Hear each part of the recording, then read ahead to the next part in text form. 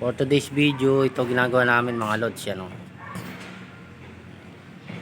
Dito kami gumagawa, papalit kami ng kisame. So renovation ho to, renovation. Pero sa ngayon, hindi pa kami gumagawa. Itong partition pa lang, yan, gagawin din to. Inuuna lang namin yung bubong. Kasi yung bubong, nagpalit na kami ng yero. So mapapansin nyo, may wire doon. Ayan, oh. Yan. Yung wire na extension namin yan. Tapos itong mga guhit na to, yan, may nakikita kayong mga guhit, yan. Titibagin to, dito ililipat yung hagdanan. Ayun yung hagdanan, yun. Gagawing elevator ho yan. Tapos ito, gagawing hagdanan, dito lilipat. Tapos yung yan, yung mga may guhit na partition yan, gagawing kwarto. Kung makikita nyo mga lods, yan, mga pintuan na yan, may ano yan, may mga naka ano dyan, check-in. Kasi ito ay ang ano siya, tawag nito o ano, parang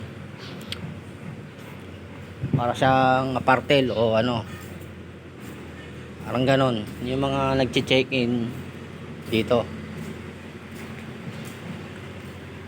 So private siya, para siyang ano, so ganun na yun, para siyang apartel. Ito, gagawin tong elevator. Yan mga lods, gawing elevator. Yan. Ito, gagawing partition yan. Sasara. So, kasi itong ceiling na binakbak, tinanggal. Naka-flat ceiling yan. Ang gagawin dyan mga lods, lalagyan ng coblight. Di-design, may design yung ceiling niya. Di-design namin. Tapos itong mga electrical, papalitan din yan lahat. Papalitan lahat ng mga wire niyan. Mag-electrical panibago.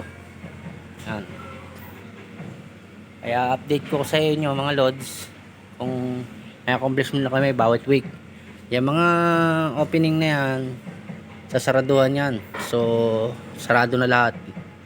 Wala ka nang makikita. No? Lalagyan na lang ng mga bawat bintana. Yan. Yung mga may guhit na may partition, yun ang lalagyan ng mga bintana pag sinaraduhan na. Para sakaling merong ano, merong hangin man lang makapasok sa bawat unit. Yan mga lods. Update ko kayo mga lods pag nag-accomplishment na kami. Kasi sa taas kami gumagawa, magkapalit kami ng bubong. Yan sa bubong. Yan. Andun yung mga yero. Yan, palabas na yung nag-check-in, no?